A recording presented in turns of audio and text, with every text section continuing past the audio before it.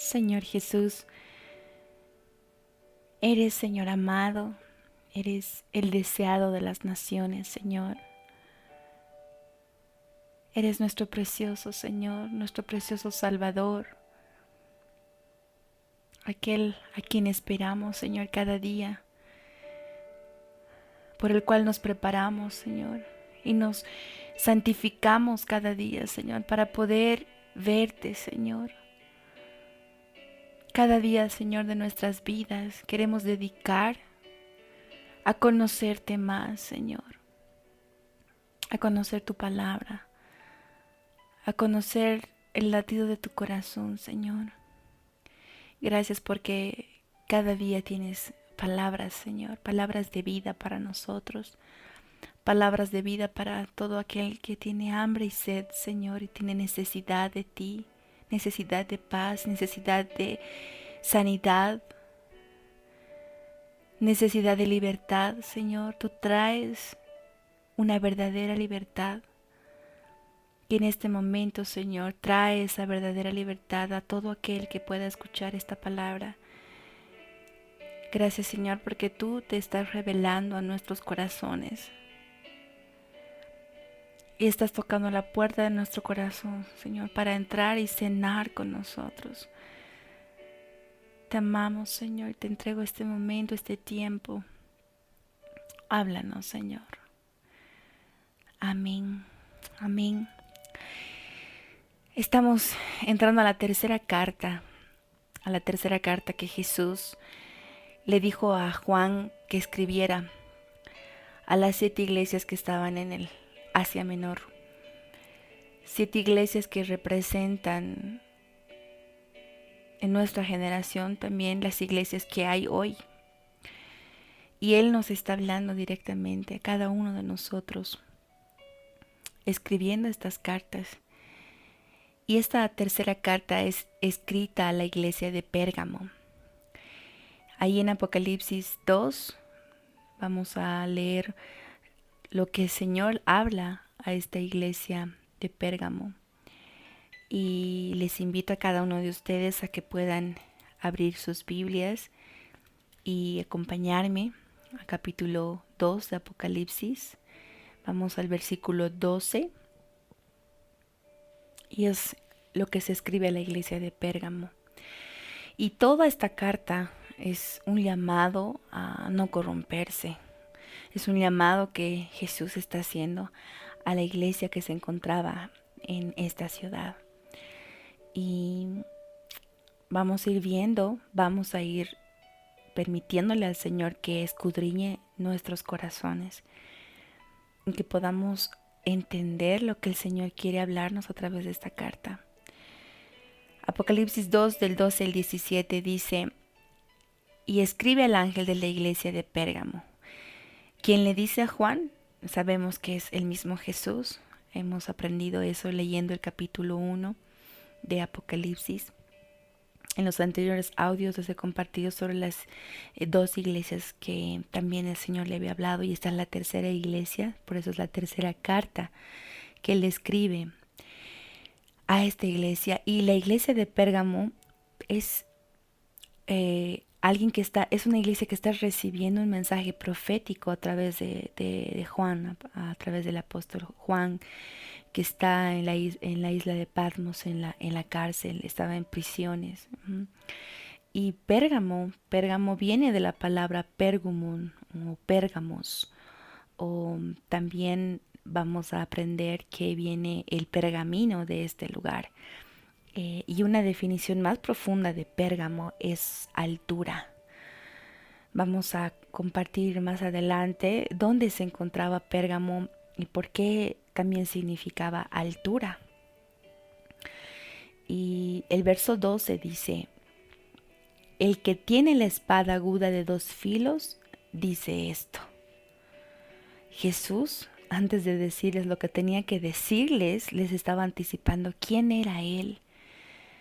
Al decirles que Él tenía la espada aguda, les estaba anticipando que les diría la verdad, aunque les iba a doler.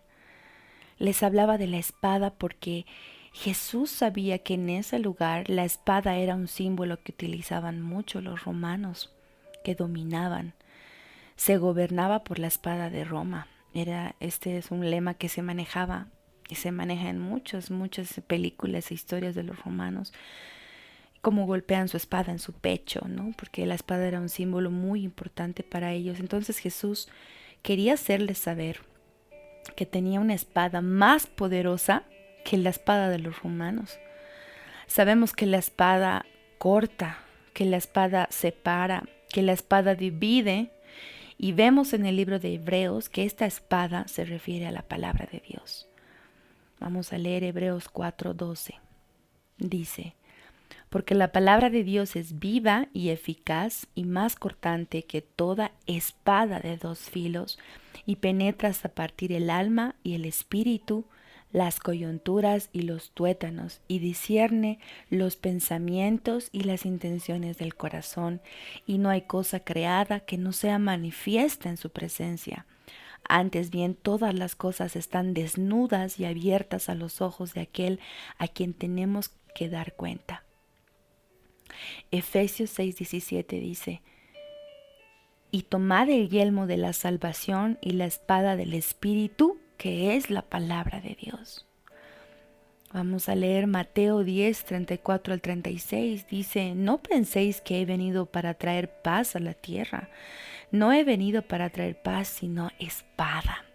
Porque he venido para poner en disensión al hombre contra su padre, y a la hija contra su madre, y a la nuera contra su suegra, y los enemigos del hombre serán los de su casa. El que ama a padre o madre más que a mí, no es digno de mí. El que ama a hijo o hija más que a mí, no es digno de mí. El que no toma su cruz y sigue en pos de mí, no es digno de mí. El que halla su vida la perderá, y el que pierde su vida por causa de mí la hallará. Ese es el tipo de espada que tiene Jesús, más poderosa que la espada de los romanos. Y Él les estaba viniendo a decir esto. Les estaba viniendo a afirmar lo que Él es. Y vemos tal vez que todas las iglesias que hemos estudiado anteriormente y las que vienen, tal vez a esta iglesia, la de Pérgamo, era la que más se confrontaba con dioses entronados, terriblemente. Por eso le dice más adelante que era el trono de demonios donde ellos estaban morando. Es la ciudad donde ellos estaban morando, donde esta iglesia de Pérgamo estaba, era llamada el trono de demonios. Y es la iglesia que estaba en medio de ellos, a quien le habla con su espada aguda de dos filos. El doble filo, por un lado, puede significar el soberano Señor, ¿no? Nuestro soberano Señor, demostrando que tiene la capacidad y poder para proveerles protección, salvación, para protegerlos. Y por otra parte, puede significar que el Señor Jesús tiene poder y autoridad para juzgar con un veredicto justo y enfrentar a los falsos maestros, a las tinieblas. Esa espada estaba viniendo con doble filo. También en la palabra de Dios vemos que puede salir de los siervos de Dios que predican esta espada aguda. En la palabra de Dios vemos que los que predican, aquellos discípulos que predican la palabra de Dios, tienen una espada aguda en su boca. Isaías 49, del 1 al 3 dice: oídme, costas, y escuchad, pueblos lejanos. Jehová me llamó desde el vientre, desde las entrañas de mi madre tuvo mi nombre en memoria, y puso mi boca como espada aguda. Me cubrió con la sombra de su mano, y me puso por saeta bruñida. Me guardó en su aljaba, y me dijo: mi siervo eres, oh Israel, porque en ti me gloriaré. Entonces todos aquellos que predican la palabra, todos aquellos que están hablando las cosas del Señor, tienen una espada aguda en su boca. Apocalipsis 19:15 dice: de su boca sale una espada aguda para herir con ella a las naciones, y él las regirá con vara de hierro, y él pisa el lagar del vino del furor y de la ira del Dios Todopoderoso. Jesús revela que de su boca sale una espada aguda de 2 filos. No importa la dirección en la que apunte, siempre va a penetrar y cortar. Su palabra hace esto, ¿verdad? Su palabra, cada que escuchamos su palabra, corta y sabe cómo discernir nuestras vidas cuando escuchamos la palabra de Dios. Y este es el que está hablando a esta iglesia, está afirmando que Él tiene la espada aguda de 2 filos. Es comparada con una espada, la palabra, porque penetra lo profundo de nuestro corazón, conoce lo profundo de nuestra mente humana. No hay psicología que revele más acertadamente que las escrituras. No hay ni va a haber una ideología que dé soluciones tan acertadas a nuestra condición humana como las de la palabra de Dios. Nuestro conocimiento siempre va a ser parcial y pequeño comparada con la revelación de Jesús, con la revelación de lo alto. ¿Te imaginas cómo verías las cosas sin luz, sin la revelación de las escrituras? ¿Puedes imaginar qué concepto tendríamos de nosotros mismos? ¿Qué concepto tendrías de ti mismo si no fuera por lo que la palabra de Dios dice de ti? ¿Qué definición tendría de lo que es el bien y el mal sin la revelación de Dios? Su palabra nos abre horizontes de esperanza, nos define. Hay muchas cosas que trascienden en la palabra y necesitamos la revelación de Dios para poder comprender. La palabra de Dios llega a la profundidad de nuestras aspiraciones humanas, de nuestros temores, de nuestros complejos, de nuestros deseos más elevados, de nuestros pensamientos secretos y nuestras pasiones escondidas. La palabra como espada explora los rincones más inaccesibles de nuestro corazón. Pone en manifiesto, saca a flote las motivaciones que nosotros mismos jamás habríamos sospechado que teníamos o que tenemos. La palabra discierne los pensamientos y motivaciones de nuestro corazón. Ninguno de nosotros se conoce a sí mismo también como aquel que nos ha creado. Nadie te conoce mejor como el que te ha creado. Y esa espada de 2 filos, esa espada aguda, viene para mostrarnos lo que realmente hay en nuestro corazón. Es comparada con una espada de 2 filos lo que Él habla, su palabra. ¿Por qué? Porque a veces también nos hiere. Estar bajo la palabra de Dios nos pone en una posición incómoda. Llega la palabra y nos desnuda, nos denuncia, nos perturba, revela cosas escondidas en nosotros que muchas veces no son agradables. Nos dice también de lo que somos capaces sin Dios, sin el amor, sin la misericordia. Y ciertamente es como una espada porque nos ofende nuestro orgullo, nos quebranta. Cuando prestamos atención a la palabra de Dios, muchas veces nos va a doler lo que dice. Claro que las escrituras están llenas de promesas, de revelaciones, de la hermosura, de la perfección de Dios y de su plan de salvación. Está llena de consejos y palabras de consuelo. Comer la palabra de Dios es una experiencia agridulce muchas veces. Y muchos no quieren comerla, no quieren probarla. No quieren experimentar esta espada de 2 filos. Apocalipsis 10:10 dice: Entonces tomé el librito de la mano del ángel y lo comí, y era dulce en mi boca como la miel, pero cuando lo hube comido, amargó mi vientre. Pero sabes, esta amargura en el vientre, este dolor de la palabra, es algo que puedes aguantar. Cuando recordamos que ¿Quién es el que está mandando el mensaje? ¿Quién nos está hablando? ¿Que es Jesús? ¿Por qué no podemos soportarla? Él tiene la espada, Él es el que tiene el bisturí para nuestra cirugía y nuestra sanidad. Sus intervenciones quirúrgico-espirituales, como leí, me gustó mucho esa frase, pero son dolorosas como una cirugía, pero trae salvación, trae salvación. Y nuevamente, aquí en Apocalipsis 2:12 dice, el que tiene la espada aguda de dos filos dice esto. Él está afirmando. ¿Y por qué dice que es la espada? ¿Por qué dice que tiene la espada? Por eso que estoy compartiéndoles sobre lo que la palabra de Dios es, que es la espada. Y lo que está haciendo. Y lo que va a hacer en esta iglesia. Lo que les advierte más adelante. Les está advirtiendo. En Job 5:18 dice, porque Él es quien hace la llaga y Él la vendará. Él hiere y sus manos curan.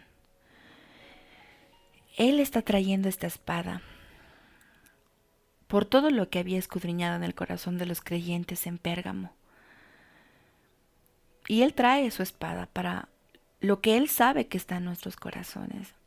Y también porque nos ama. Nos ama. En el verso 13 de Apocalipsis 2 dice, yo conozco tus obras. Nuevamente les está diciendo, yo conozco tus obras. A la iglesia de Éfeso, a la iglesia de Esmirna les dijo, yo conozco tus obras, yo conozco tus obras, yo conozco tus obras. ¿Por qué? ¿Por qué repite tanto sobre las obras? ¿No acaso que por obras no somos salvos? Sí, no somos salvos por obras, pero ¿a qué se está refiriendo estas obras? Resalta una y otra vez Jesús al decir, yo conozco tus obras, porque las obras, una vez más, son los actos de justicia. Son la demostración de la fe que profesamos, la fe que profesaban los creyentes en Pérgamo. No te salvas por obras, por cosas buenas que hayas hecho, no. Eres salvo por gracia. Pero una vez que tú eres salvo, una vez que yo soy salva, tiene que venir una demostración de esa fe que yo he declarado. Tiene que venir una demostración de ese cambio que ha habido en mi vida. Y lo único que puedo decir es que debe la gente ver en nuestras obras, en nuestras acciones, en nuestras actitudes justas, la fe que creemos, la fe que profesamos, porque la fe sin obras es muerta. Y a estas obras es a las que Jesús está reconociendo que tenían estas iglesias. Santiago 2:17 dice, así también la fe si no tiene obras es muerta en sí misma. Entonces entendemos que las obras son consecuencias de la fe.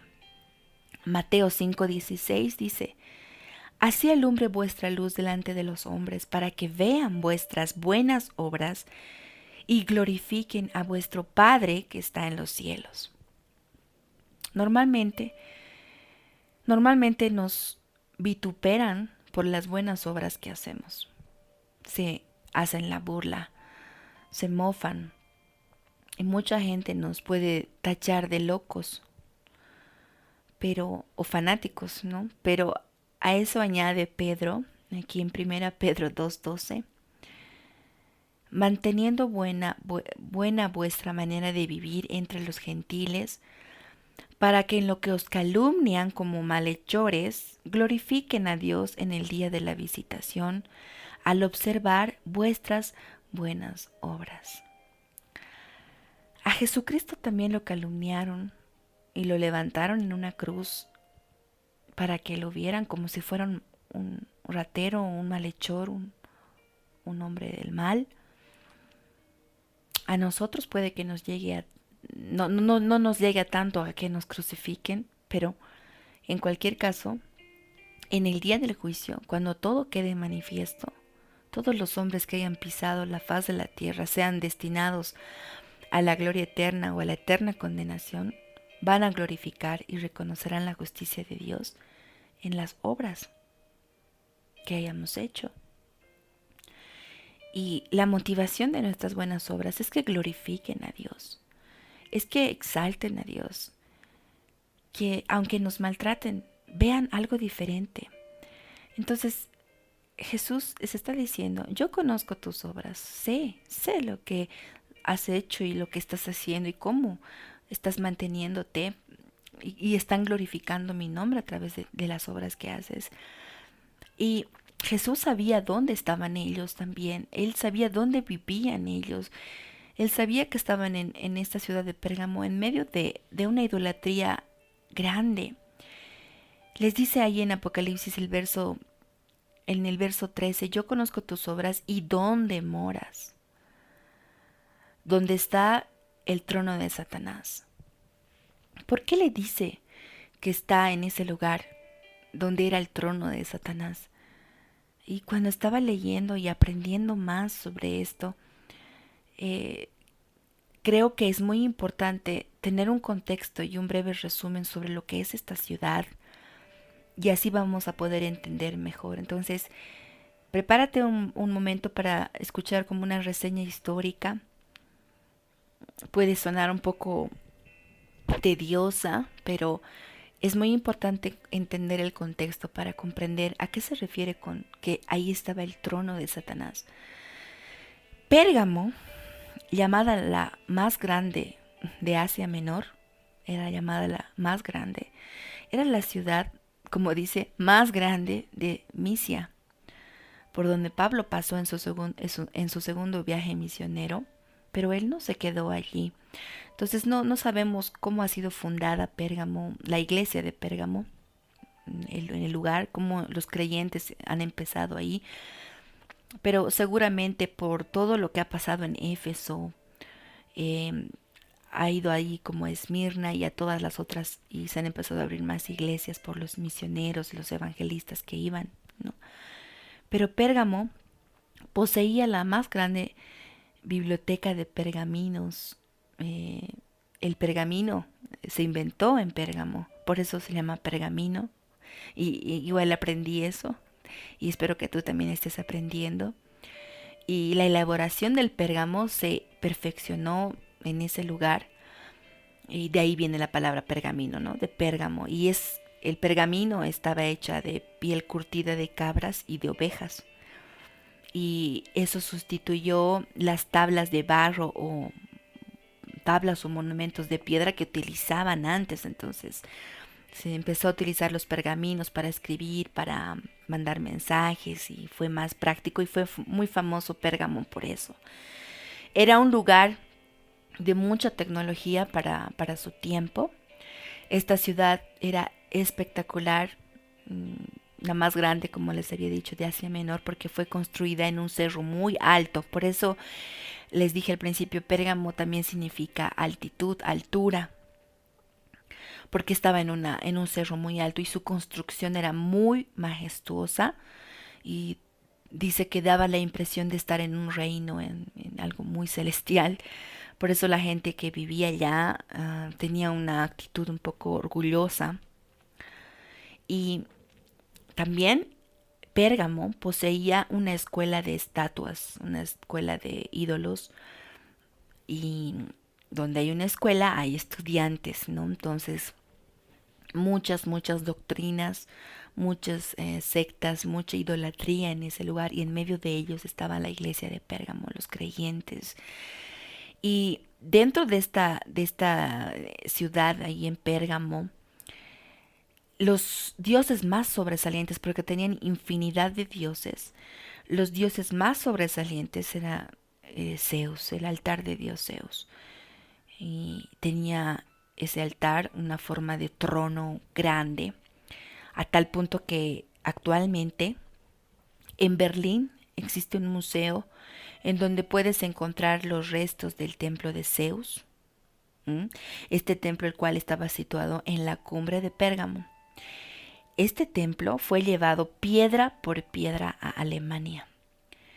Y algunos prueban que fue debido a Hitler, que quiso tener una réplica del trono de Satanás, el trono de Zeus, no solo en Alemania, sino en mucha de la arquitectura que usó en todos sus edificios y monumentos. Tienen un aspecto romano, medio babilónico, medio de Pérgamo. Y después de que los rusos tomaron Berlín, al final de la Segunda Guerra Mundial, lo llevaron todos estos restos a Moscú y después lo trajeron nuevamente a Berlín.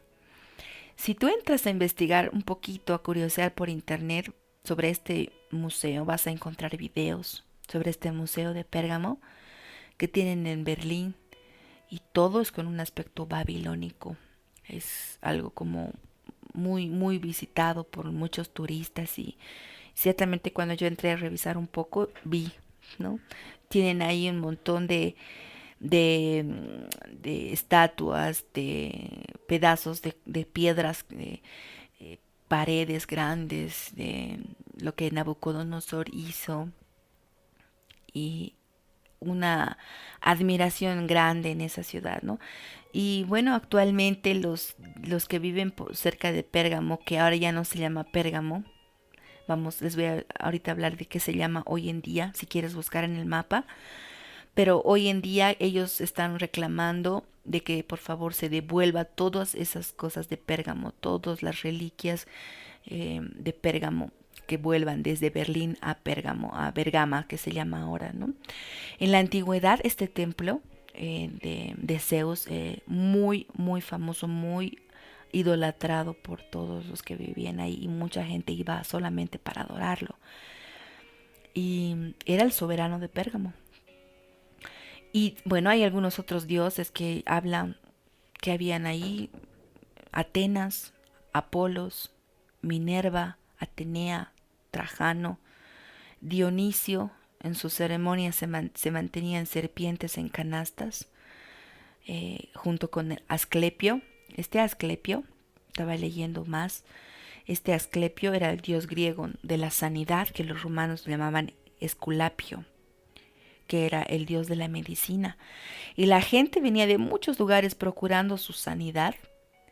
El rito consistía en que los pacientes, las personas, dormían en el templo para que las serpientes, que no eran venenosas, se arrastren sobre sus cuerpos, encima de los cuerpos de las personas, como parte del tratamiento.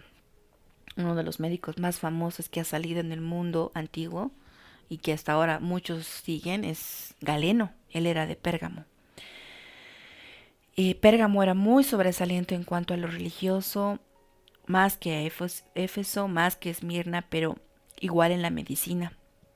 Este dios Asclepio, todos creían que tenía poderes para sanar a la gente y resucitarla.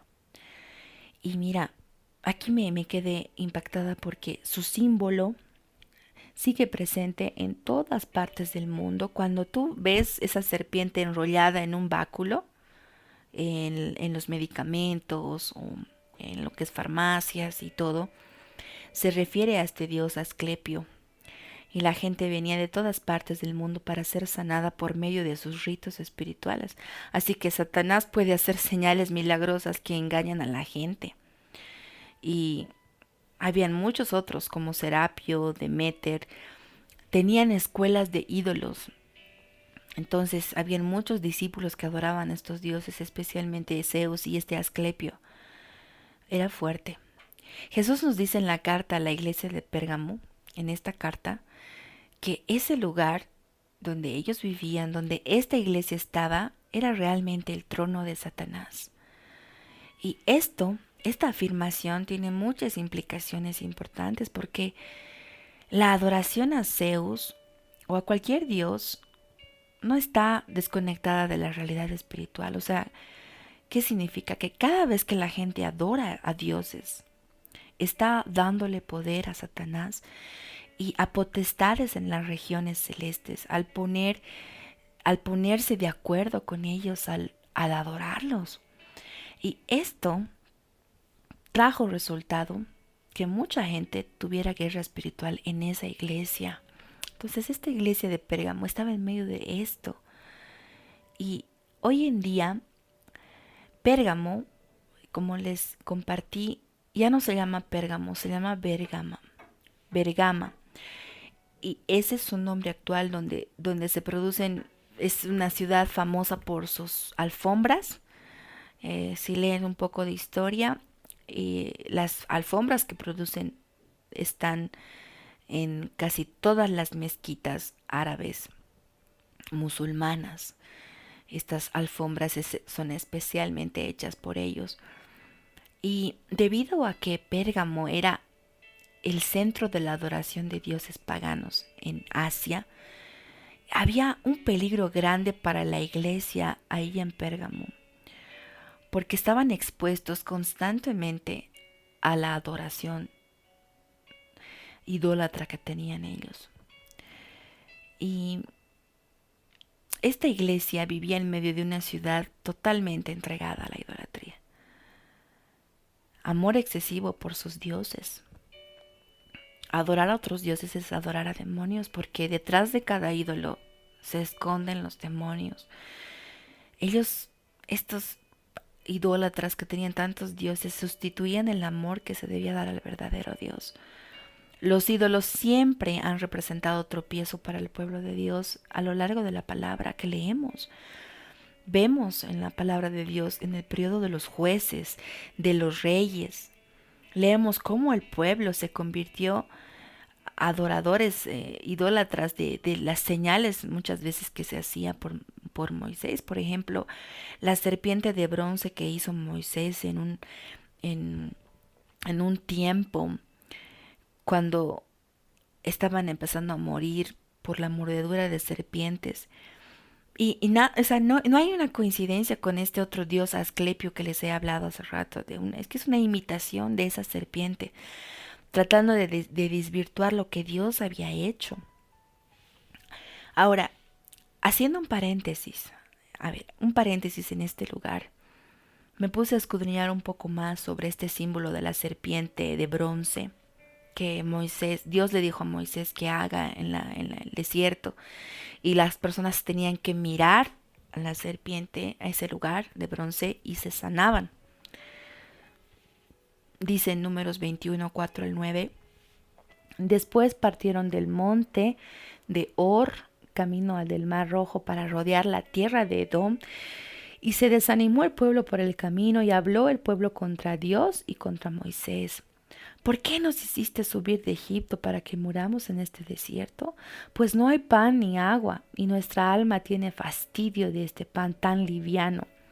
Y Jehová envió, se estaban quejando del maná. Y Jehová envió entre el pueblo serpientes ardientes que mordían al pueblo, y murió mucho pueblo de Israel.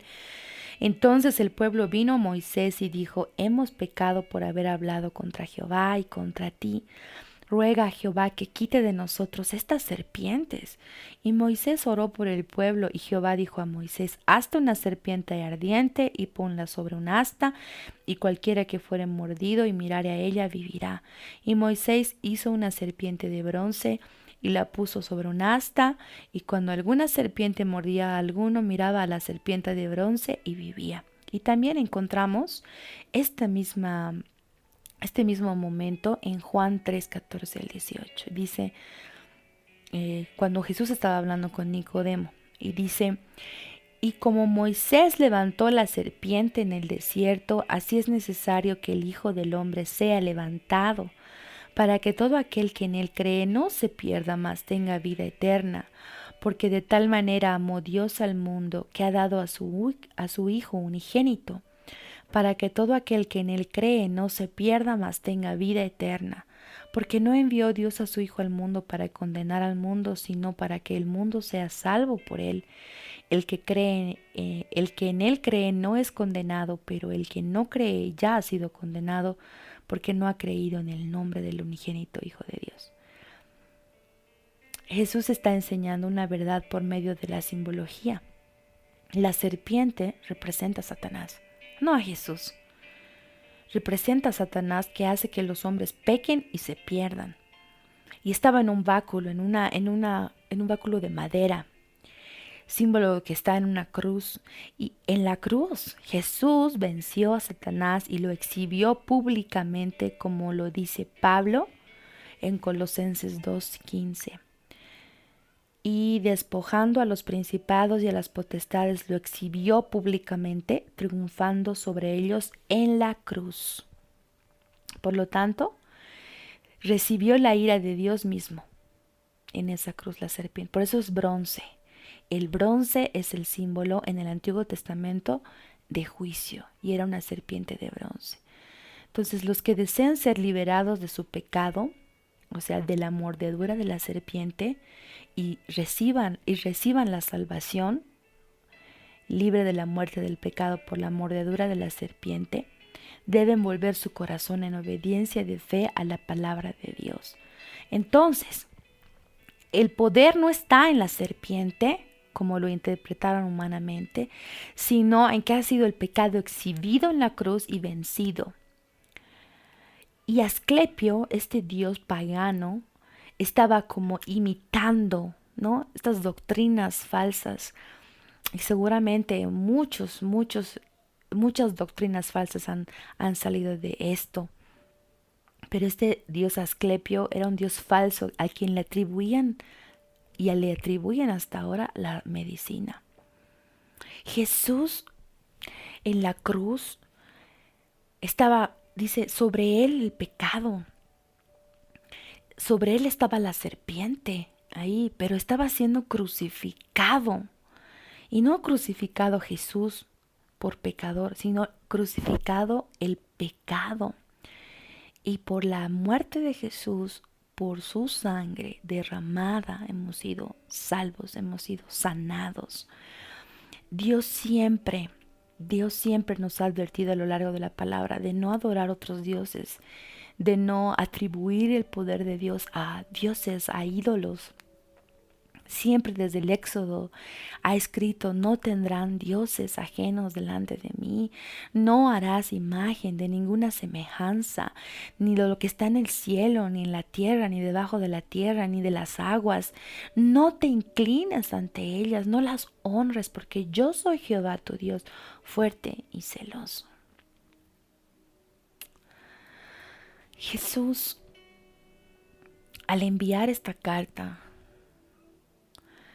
sabía dónde estaba viviendo esta iglesia y lo que estaban enfrentando. Trajo esta palabra para exhortarles a no desviarse, a tomar distancia de las prácticas de esas naciones paganas y no corromperse. Lo mismo nos está diciendo a nosotros. Nos está exhortando a no corrompernos, a no mezclarnos. Todos nosotros vivimos en medio de idolatría, en medio de gente idólatra, y tal vez nos hemos mezclado y no nos estamos dando cuenta. Tal vez no adoramos a dioses como con esos nombres como los tenían en Pérgamo, con esos nombres de Zeus, de Atenas, de Asclepio. Pero podemos tener ídolos con otros nombres. Y mira, 1 Samuel 15:23 dice: porque como pecado de adivinación es la rebelión, y como ídolos e idolatría la obstinación. Por cuanto tú desechaste la palabra de Jehová, él también te ha desechado para que no seas rey.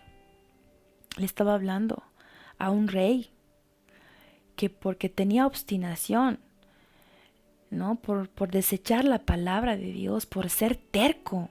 La obstinación es arrogancia, es dureza de corazón. La obstinación es la terquedad, ser contumaz, ser testarudo. Podemos estar adorando esta actitud al mantenerla en nuestro carácter. La obstinación procede de la incredulidad, procede del orgullo. Cuando estamos rehusando y rechazando escuchar a Dios o escuchar a los mensajeros que Dios envía, cuando estamos rehusando escuchar los buenos consejos de nuestros padres, cuando no estamos rehusando y estamos tercos y no recibir la corrección, nos estamos rebelando contra Dios, estamos resistiendo al Espíritu Santo, queremos caminar por donde queremos nosotros.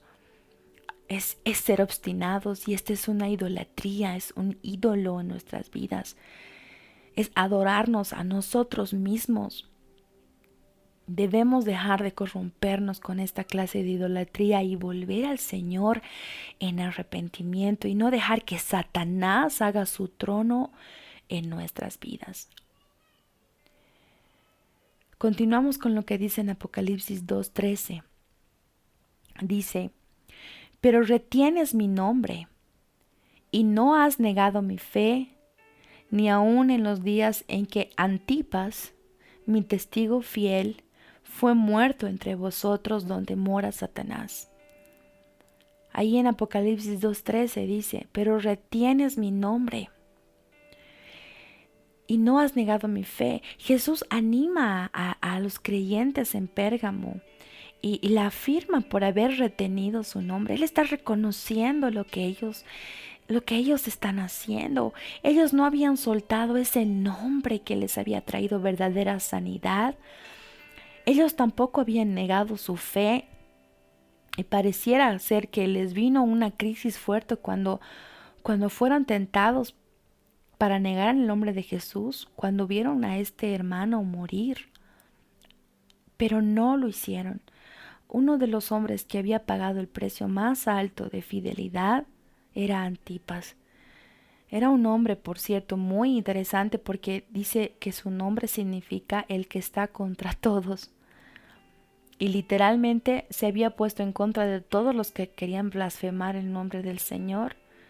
Y aquí en la palabra de Dios nos habla de que Pérgamo tuvo su primer mártir. La primera persona que murió, que se nombra en este libro. Pérgamo fue la primera de las 7 iglesias que tenía un hombre que había muerto por su fe y había dado su vida por mantenerse fiel. Por eso dice, ¿no? Y dice, ni aun en los días en que Antipas, mi testigo fiel, dice Jesús. Él está diciendo, mi testigo fiel fue muerto entre vosotros. Debemos mantenernos fiel al nombre del Señor y no negarlo. Aunque vivamos en un lugar difícil, los de Pérgamo vivían en un lugar tan difícil, un lugar hostil donde el gobierno de Satanás era más fuerte, donde estaba el trono, donde ejercía mayor autoridad. Vivían en el centro oficial del culto imperial, la sede de las actividades satánicas en el oriente. Debemos mantenernos fiel al nombre del Señor y no negarlo. Y aún estar dispuestos a dar nuestra vida, así como Antipas, y ser llamados por Jesús testigos fieles. Mateo 10, 32 al 33 dice, a cualquiera pues que me confiese delante de los hombres, yo también le confesaré delante de mi Padre que está en los cielos. Y a cualquiera que me niegue delante de los hombres, yo también le negaré delante de mi Padre que está en los cielos. Lucas 12:9 dice, os digo que todo aquel que me confesare delante de los hombres, también el Hijo del Hombre le confesará delante de los ángeles de Dios. Mas el que me negare delante de los hombres será negado delante de los ángeles de Dios. Romanos 1:16. Voy a leerles varios versículos. Y aunque mi garganta está un poco seca por tanto que he leído, he hablado, mi corazón está palpitando porque es un mensaje que realmente el Señor quiere que comparta. Y voy a perseverar hasta llegar a la última iglesia, porque sé que es tremendo lo que el Señor está hablando a mi vida y quiere hablar a la tuya. Y oro en este momento y le pido al Señor que traiga a tu corazón un bálsamo, que traiga a tu corazón algo fresco, que venga a refrescarte, a darte fuerzas para seguir, y que nada ni nadie robe la palabra que el Señor quiere depositar en ti. Romanos 1:16, vas a ir conmigo ahí a leer Romanos 1:16, dice, porque no me avergüenzo del Evangelio, porque es poder de Dios para salvación a todo aquel que cree. 2 Timoteo 1:12, por lo cual asimismo padezco esto, pero no me avergüenzo, porque yo sé a quién he creído y estoy seguro que es poderoso para guardar mi depósito para aquel día. Salmo 119, 116 dice, susténtame conforme a tu palabra y viviré, y no quede yo avergonzado de mi esperanza. Hay muchas personas que padecemos por nuestra fe en Jesús, que somos ignorados, que la gente no quiere escuchar nuestra opinión, que hay personas que se molestan incluso de lo que cantamos o adoramos, vecinos que no quieren escuchar cuando estamos orando, personas que nos cierran la puerta en la cara, que menosprecian nuestros regalos, porque saben que creemos en Jesús, porque caminamos de otra manera, y Jesús lo sabe, y nos escribe para afirmarnos. Si Él padeció, también nosotros padeceremos por su nombre. Y es lo que Jesús les está diciendo. Mi testigo fiel Antipas, ha muerto entre vosotros. Y ustedes no están negando mi nombre, están reteniendo mi nombre, no están negando su fe. Y hay tanta palabra que afirma esa fidelidad. Filipenses 1:29 al 30 dice, porque a vosotros os es concedido a causa de Cristo, no solo que creáis en Él, sino también que padezcáis por Él, teniendo el mismo conflicto que habéis visto en mí y ahora oís que hay en mí. Primera Pedro 4:16, pero si alguno padece como cristiano, no se avergüence, sino glorifique a Dios por ello. Estas palabras han debido estar en el corazón de los creyentes en Pérgamo. Y estaban luchando, manteniendo fidelidad. Y aquí viene el Señor y los quiere reconfortar, los quiere animar. Y en varios versículos de la Biblia, de la palabra de Dios, habla de cómo vamos a ser aborrecidos. Identificarnos con estos hermanos, estos creyentes en Pérgamo. Hoy en día, cuán rechazados muchos somos. Primera de Juan 3:13 dice, hermanos míos, no os extrañéis si el mundo os aborrece. Romanos 8:17. Y si hijos, también herederos, herederos de Dios y coherederos con Cristo. Y si es que padecemos juntamente con Él, para que juntamente con Él seamos glorificados. Segunda Corintios 1, 3 al 5.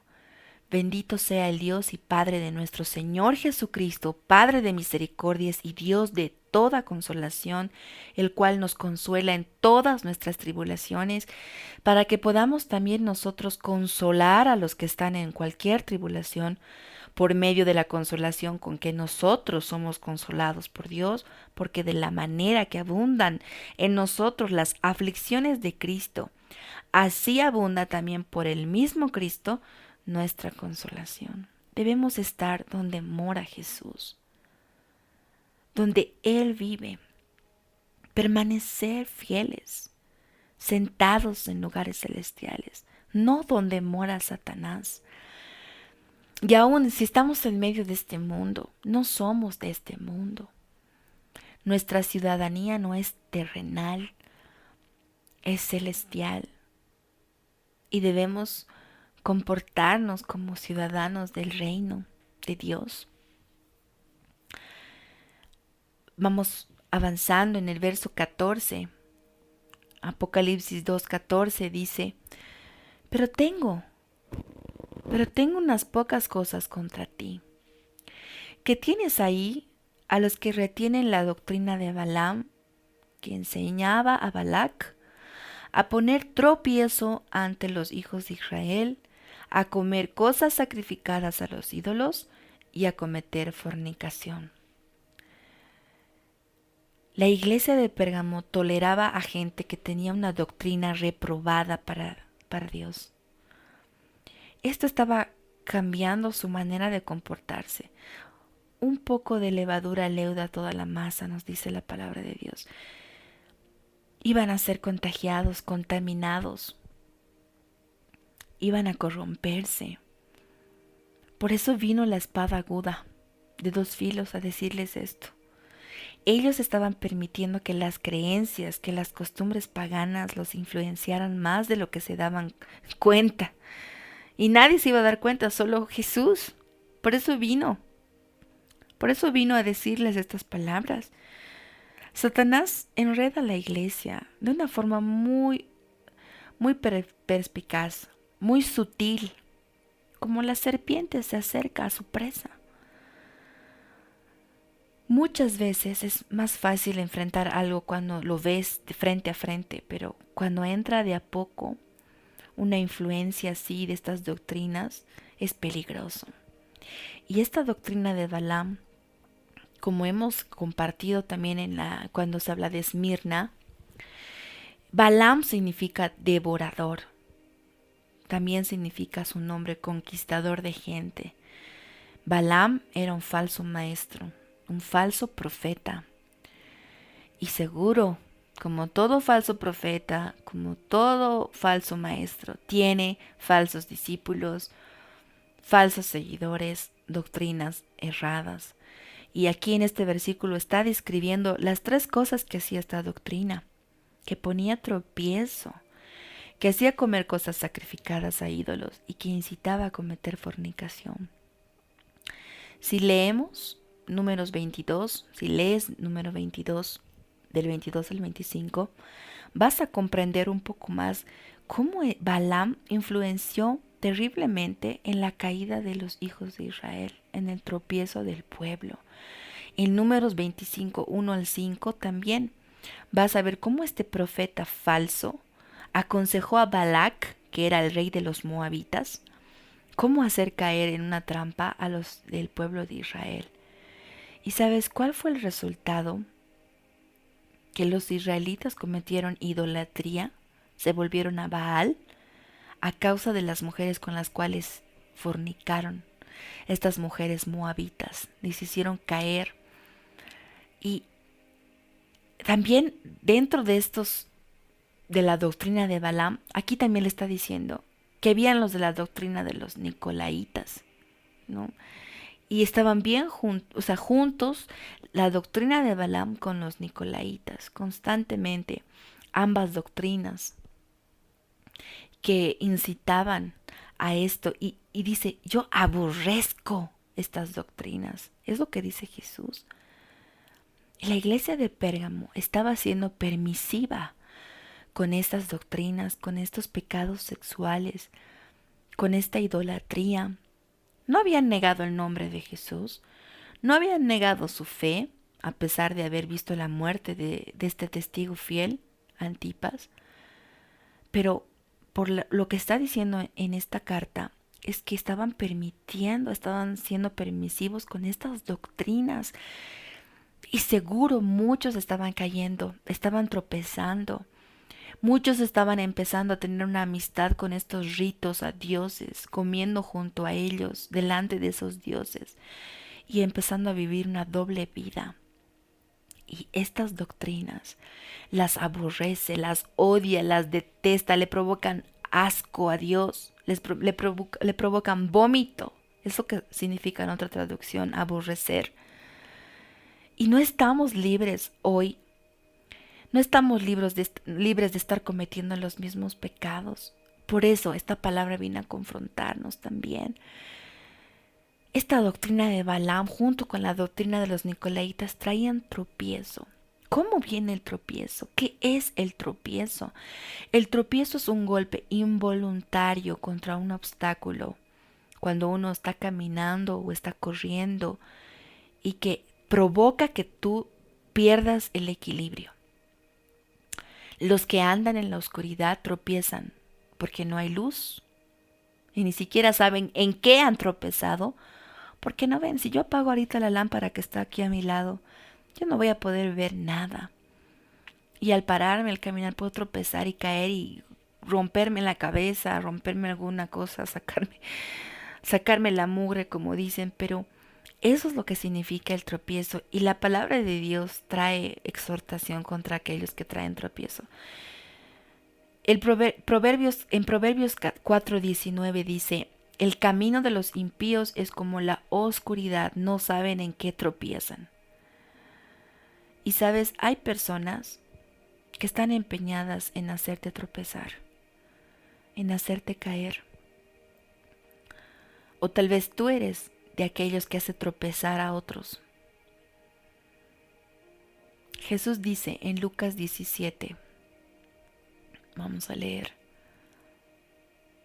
Lucas 17 del 1 al 4.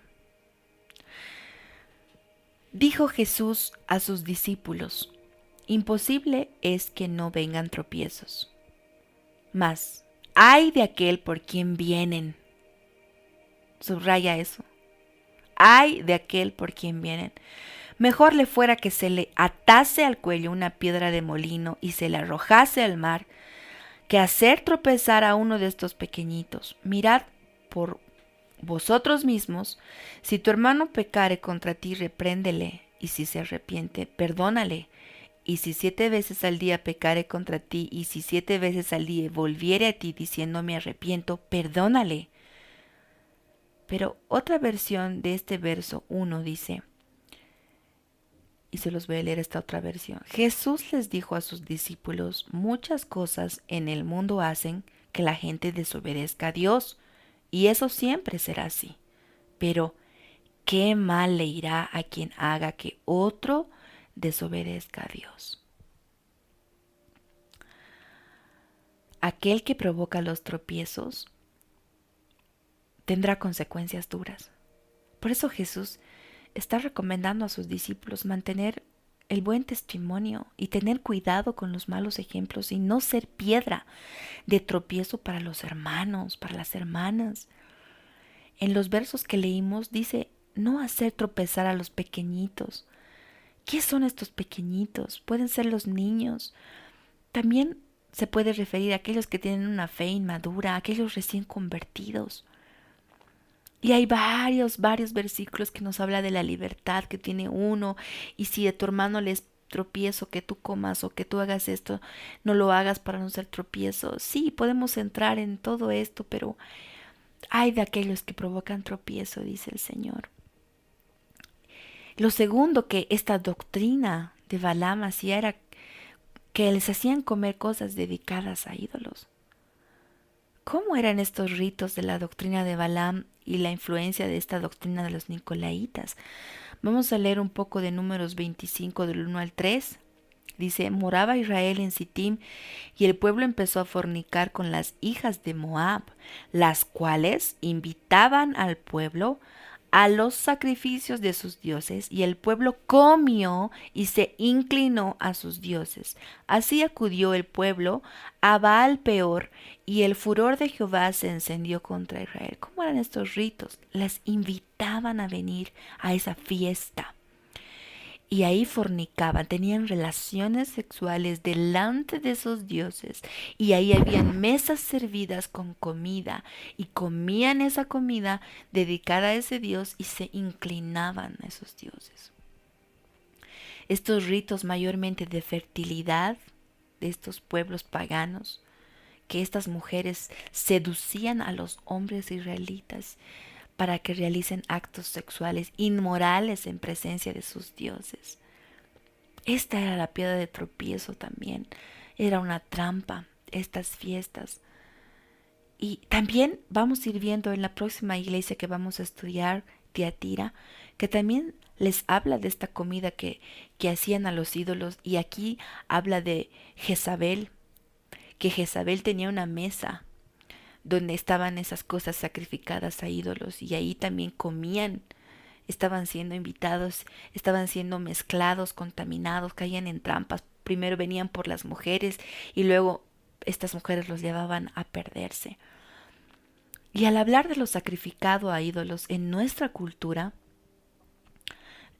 en nuestros países latinos, podemos decir, tal vez en nuestras culturas antiguas hacían eso a dioses, ¿no? Los mayas, los quechuas, los aztecas, no sé, o cualquier otra descendencia indígena que hacen esos sacrificios y comen, pero yo no hago, yo nunca haría eso, yo nunca participé en algo parecido a eso.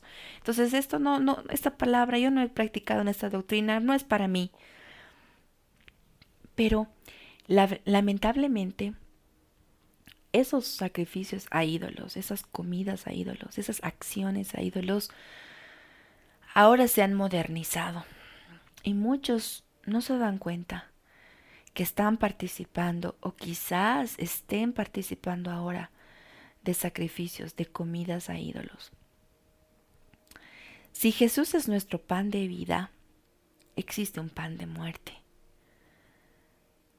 Cuando decidimos comer del árbol del conocimiento del bien y del mal, estamos participando de ese alimento dedicado a ídolos. Y demonios hay detrás de eso. Por ejemplo, ¿qué comemos? No estoy hablando de la comida natural, estoy hablando de la comida espiritual. Por ejemplo, la violencia es uno de los dioses principales de nuestros días. Una gran parte de la programación de la televisión, de las películas, de las series, está inyectada de peleas de todo tipo, asesinatos, robos, todo tipo de violaciones en las grandes ciudades. Las novelas vienen con violencia como su tema central. Ahí está el hombre imprudente, o la mujer imprudente, o los padres haciendo ver a sus hijos acciones por la televisión llenas de violencia. Están participando de algo que ha sido sacrificado a ídolos, a demonios, porque los demonios sienten gratificación cuando los seres humanos se dañan o se matan entre sí mismos. Y eso es lo que estás viendo, es lo que estás amando, lo que estás comiendo, lo que tú estás comiendo, lo que tú estás viendo, lo que tú estás haciendo que entre a tu corazón, ¿no? De eso es lo que va a hablar tu vida, tus acciones. ¿Qué comida estás dando a tu familia? La lujuria, los videos sensuales, es lo que estás comiendo, es lo que estás consumiendo. Las letras, la embriaguez, las letras de las canciones, la embriaguez, las drogas, son ídolos. Los juegos de azar, la codicia, la hechicería. La palabra viene a decirnos que nos guardemos de comer de todo lo sacrificado a ídolos. Como creyentes, todo lo que hagamos debemos hacerlo para la gloria de Dios, no para la gloria de nadie más, ni para nuestra propia gloria o satisfacción. Así como dice 1 Corintios 10:31, si pues coméis o bebéis o hacéis otra cosa, hacedlo todo para la gloria de Dios. ¿Ves esos videos o haces esas cosas para la gloria de Dios?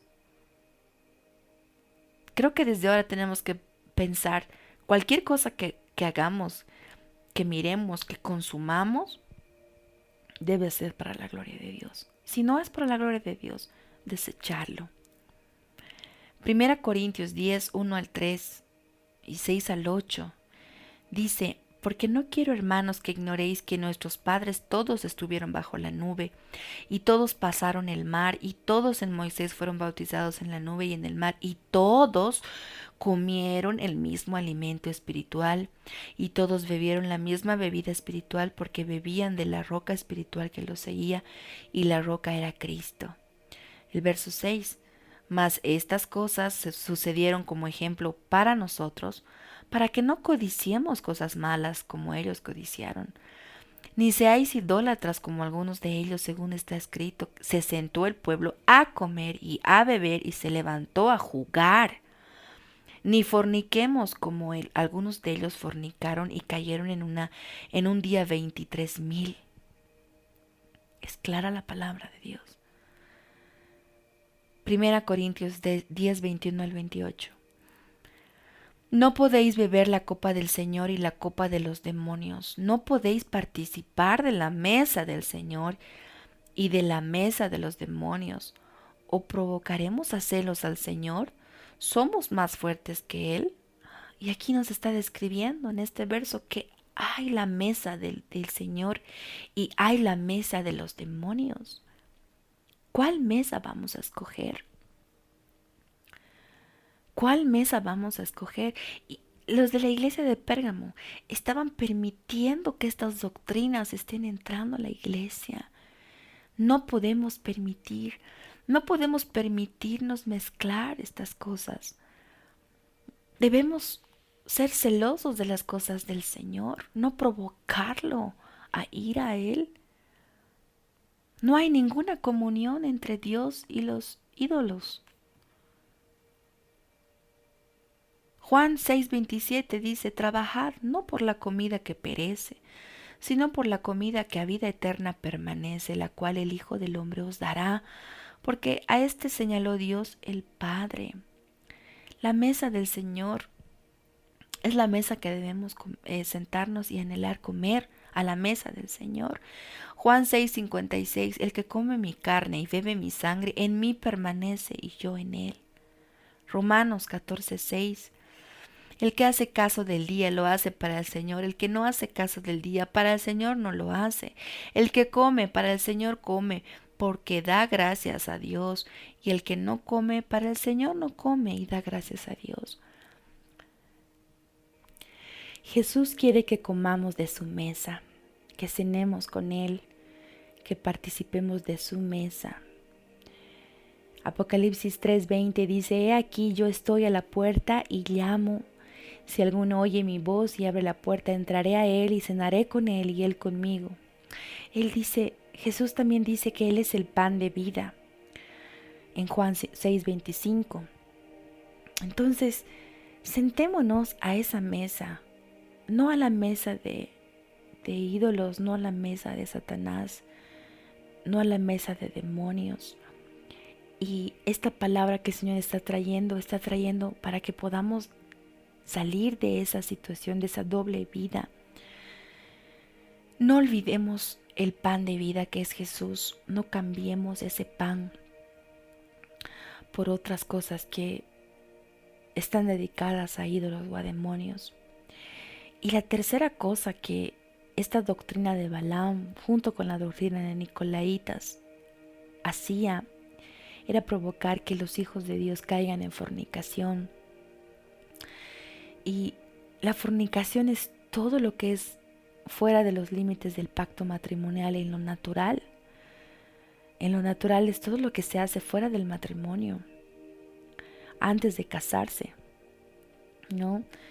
Y todo lo que se hace cuando uno está casado fuera del matrimonio es adulterio, ¿no? Pero hacía caer a los hijos de Dios en fornicación esta doctrina, y esta palabra fornicación viene de la palabra porneia, de la que muchos hoy en día hacen pornografía. Y esta palabra porneia aparece como 34 veces en el Nuevo Testamento y encierra toda clase de actos de inmoralidad sexual en las cuales han caído muchos. La prostitución, el adulterio, el incesto, la bestialidad, la sodomía, la masturbación y todos los derivados de lo que son los actos inmorales. Todos estos estaban siendo entregados a impurezas. Estaban llevados a hacer eso delante de estos dioses.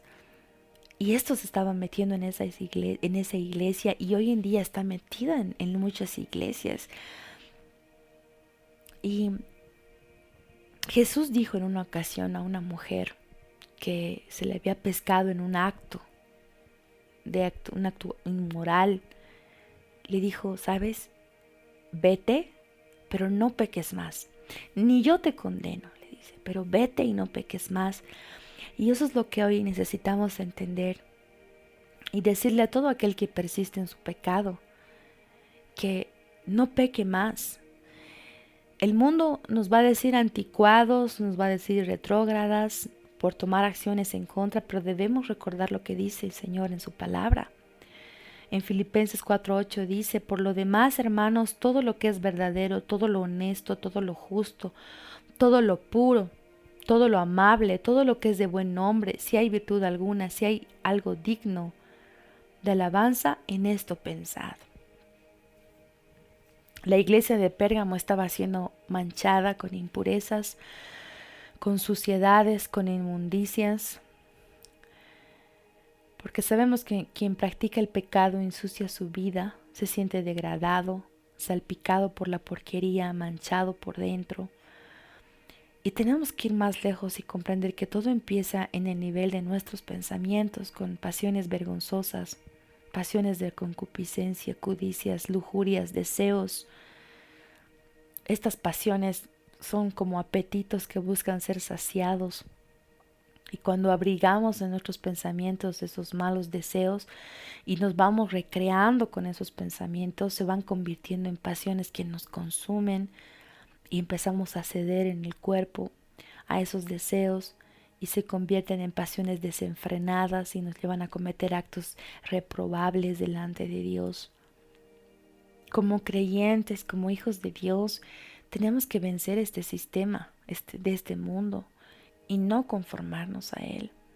Pablo escribió acerca de esto en Romanos 2:12 y dice: no os conforméis a este siglo, sino transformaos por medio de la renovación de vuestro entendimiento, para que comprobéis cuál sea la buena voluntad de Dios, agradable y perfecta. Jesús nos dijo que no éramos de este mundo, aunque vivíamos en este mundo. El apóstol Juan en 1 de Juan 2:15 y 17 dice: no améis al mundo ni las cosas que están en el mundo. Si alguno ama al mundo, el amor del Padre no está en él, porque todo lo que hay en el mundo, los deseos de la carne, los deseos de los ojos, la vanagloria de la vida, no proviene del Padre, sino del mundo. Y el mundo pasa y sus deseos, pero el que hace la voluntad de Dios permanece para siempre. Nos está exhortando a vivir en un estándar más alto del cual vive el mundo. La batalla, tristemente, más grande que perdió Israel fue en el área sexual. Satanás casi siempre usa esta área para destruir a los hijos de Dios. De esta misma forma Jesús estaba viendo cómo Satanás se estaba metiendo en la iglesia de Pérgamo por la puerta trasera, por medio de esas doctrinas de Balaam, de los Nicolaitas. Y Jesús estaba molesto contra la iglesia y le estaba diciendo: tengo esto contra ti, que toleras esta doctrina, a esas personas que influencian mi iglesia, mi casa. Muchos no prestan atención a las doctrinas que se están enseñando en las iglesias o cómo se están manejando. Viven en la ignorancia. Pero Jesús no. Él no ignora lo que está pasando en su cuerpo.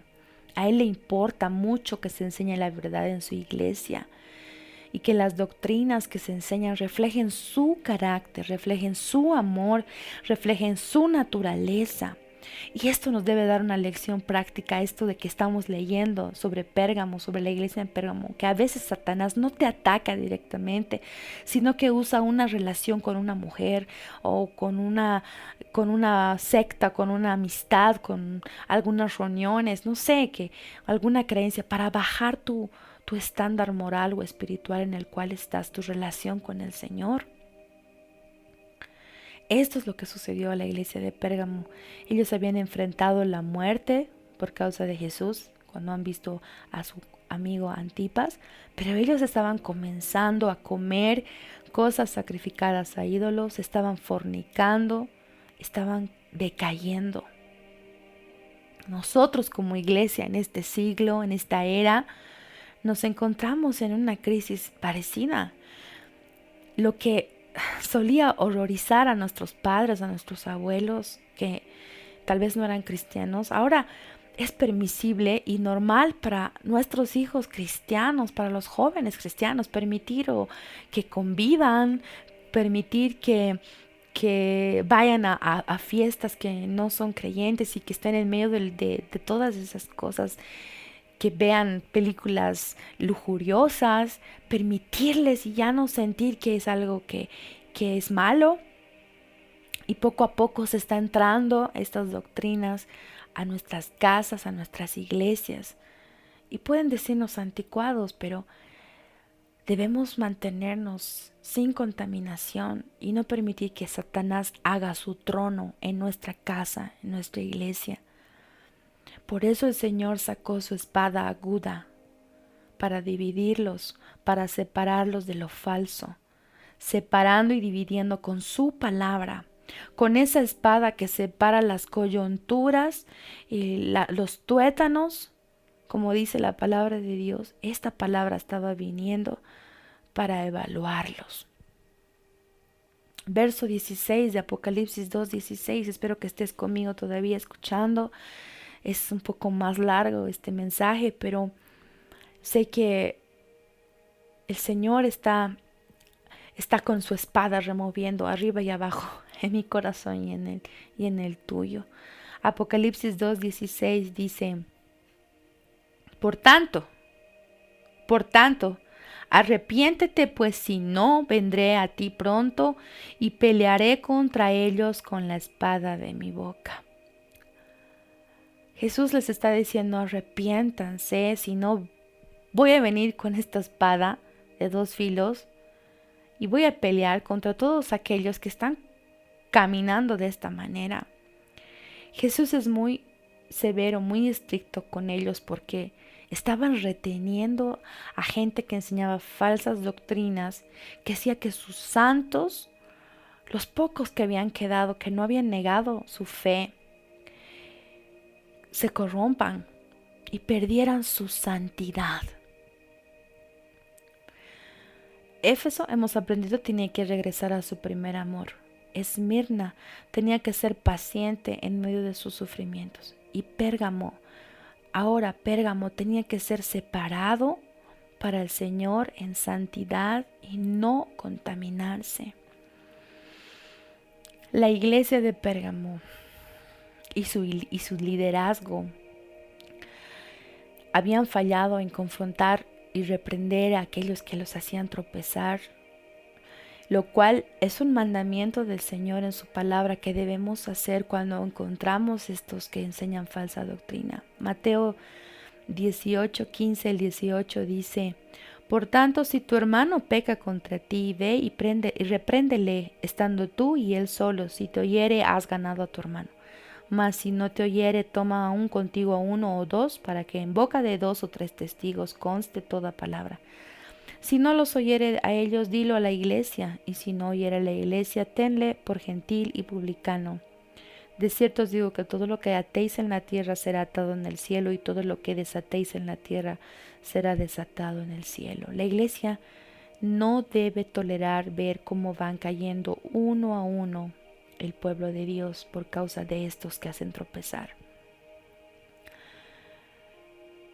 Dice también 1 Corintios 5:9 al 11: os he escrito por carta que no os juntéis con los fornicarios, no absolutamente con los fornicarios de este mundo, o con los avaros, o con los ladrones, o con los idólatras, pues en tal caso os sería necesario salir del mundo. Más bien, dice, os escribí que no os juntéis con ninguno que llamándose hermano fuere fornicario, o avaro, o idólatra, o maldiciente, o borracho, o ladrón, con el tal ni aun comáis. ¿Puedes entender lo que significa este versículo? O sea, el Señor no te está diciendo que no vayas y hables a los que fornican, a los que son avaros, a los ladrones, a los que idolatran, porque ellos necesitan de la palabra de Dios, pero son personas que no han conocido a Dios. Y es lo que está explicando aquí. Pero dice, más bien no os escribí para que no juntéis con ninguno que llamándose hermano, aquellos que ya se congregan, aquellos que están ahí. Y esos fueron fornicarios, idólatras, maldicientes, borrachos. Dice, hay esos que están ahí como falsos, como disfrazados entre los mismos hermanos. Ellos están bajo el dominio de estas falsas doctrinas, han caído en estas doctrinas de Balaam. Y dice que tengamos cuidado de ellos y que tratemos de hablarles y de exhortarles para que se arrepientan. El fin de la iglesia no es crear un ambiente en donde los incrédulos se sientan cómodos. Es un lugar donde deben escuchar la verdad y ser confrontados de sus pecados para que puedan ser salvos. La forma de hablar con ellos debe ser de la misma forma en que Dios nos enseña que hablemos con ellos, para después restaurarlos. Segunda Timoteo 2, 24 al 26 dice, porque el siervo del Señor no debe ser contencioso, sino amable para con todos, apto para enseñar, sufrido, y que con mansedumbre corrija a los que se oponen, por si quizá Dios les conceda que se arrepientan para conocer la verdad, y escapen del lazo del diablo en que están cautivos a voluntad de él. Con gentileza, con amor, con gracia, pero con firmeza. Los incrédulos necesitan ser confrontados con la realidad de sus pecados y los de la provisión de la gracia de Dios. Ciertamente el pecado jamás será vencido al seguir practicándolo, y es necesaria la confrontación en amor. No puedes callarte y permitir que muchos caigan en trampas de Satanás. Debes hablarles, advertirles, exhortarles. Es muy triste que en la misma iglesia existan personas así, algunos que llamándose hermanos vengan y sean tropiezo para ti, o tropiezo para otro, o tú mismo ser tropiezo para tus propios hermanos, convertirte en una piedra de tropiezo para ellos. Es muy importante que tomemos en cuenta este versículo que se los he leído antes en 1 Corintios 5, 9 al 11. Dice, os he escrito por carta que no os juntéis con los fornicarios, no absolutamente con los fornicarios de este mundo, o con los avaros, o con los ladrones, o con los idólatras, pues en tal caso sería necesario salir del mundo, ¿no? Hay que entender bien que el Señor no te está diciendo que no, que los deseches, que no te juntes con ellos en el aspecto de no hablarles del Señor a los del mundo. Está refiriéndose más a los que están dentro de la iglesia, a los que se han corrompido, se han contaminado. Hay que hablarles y exhortarles para que vuelvan y se arrepientan y podamos sacarlos de los lazos de Satanás. Y ya para terminar, ya para ir terminando, el verso 17 en Apocalipsis 2:17 dice, el que tiene oído oiga, oiga lo que el Espíritu dice a las iglesias. Al que venciere, daré a comer del maná escondido, y le daré una piedrecita blanca, y en la piedrecita escrito un nombre nuevo, el cual ninguno conoce sino aquel que lo recibe. Es un llamado a vencer. Vas a ver en varias partes de Apocalipsis que le habla a las 7 iglesias, al que venciere. Jesús nos llama a vencer. Cada uno de nosotros tenemos que vencer diferentes áreas en ciertas ocasiones de la vida. Pero la iglesia victoriosa, aquel que vence, aquel que es capaz de someter su vida en amor y obediencia a Jesús, aquel que vence sus pecados sexuales, esa idolatría, aquel que vence todo eso que hemos compartido en este tiempo, le promete un maná escondido. El maná servía como provisión de vida para Israel, que había sido del cielo. Y es hermoso porque Él quiere satisfacernos con ese maná. De acuerdo a lo que leemos en Éxodo, los israelitas comieron ese maná en el desierto, mientras viajaban, mientras iban por el desierto, y ese maná escondido vino del cielo. Y en Juan 6, 48, 51, cuando Jesús dice, yo soy el pan de vida, dice, vuestros padres comieron el maná en el desierto y murieron, pero este es el pan que desciende del cielo para que el que de él come no muera. Dice, yo soy el pan vivo. Yo soy el maná del cielo, el que descendió del cielo, está diciendo Jesús. Al que comiere de este pan vivirá para siempre, y el pan que yo les daré es mi carne, la cual yo daré por la vida del mundo. Y los creyentes en Pérgamo, que rehusaran a los banquetes de los dioses paganos, a estos creyentes Jesús les dará el maná de su grandioso banquete de vida eterna. No olvidemos ese maná. Jesús es el pan de vida. No cambiemos ese pan por la mesa de demonios. Es hermoso como describe este maná el Salmo 78, del 23 al 25. Dice que es el trigo de los cielos, que es un pan de nobles. Ese es el maná. Jesús dijo, de cierto os digo, no os dio Moisés el pan del cielo, mas mi Padre os da el verdadero pan del cielo, porque el pan de Dios es aquel que descendió del cielo y da vida al mundo. Le dijeron, Señor, danos siempre este pan. Jesús les dijo, yo soy el pan de vida, el que viene a mí nunca tendrá hambre, y el que cree en mí no tendrá sed jamás. Yendo a un nivel más profundo, es importante saber que en el tabernáculo se tuvo que guardar el maná escondido dentro del arca del pacto, en el lugar santísimo, un lugar donde solo el sumo sacerdote tenía acceso. Entonces, al decirnos que al que venciere le daré el maná escondido, está diciéndonos, le daré el acceso a este maná, a estas recámaras secretas donde está el Señor, y no todos pueden estar ahí, no todos tendrán el mismo acceso debido a las recompensas, y Jesús nos está diciendo, te daré acceso exclusivo a estar conmigo. También le promete una piedrita blanca a los vencedores con un nombre escrito que nadie conoce sino el que la recibe.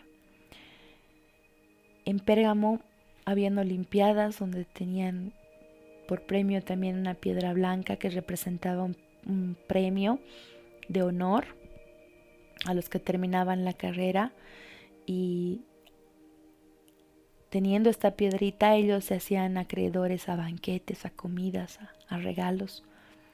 Eran como boletos, y esa era la costumbre en esos lugares. Entonces, para que ellos puedan entender acerca de la piedrecita, Jesús está escribiendo de esta manera, y nosotros podemos entender que esa piedrecita donde está nuestro nombre nos habla de la intimidad preciosa y única que tenemos con Jesús, porque el nombre habla de la identidad, habla de tu relación íntima con Jesús, habla de tu carácter, lo que tú eres en lo secreto, y será manifestado en esa piedrita. Jesús te dará un nombre que solo Él y tú conocen, un nombre que describe quién realmente tú eres para Dios. A Jesús le encantaba cambiar los nombres a sus discípulos para afianzarlos en su identidad, en lo que Él veía en ellos.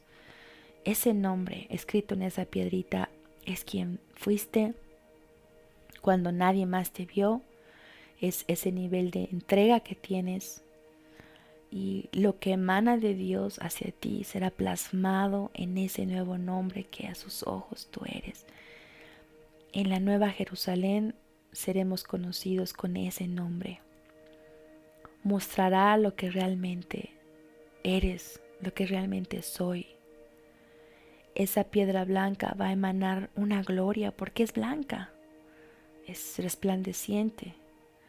Hará sentir a la gente que te rodea lo que el Padre siente por ti.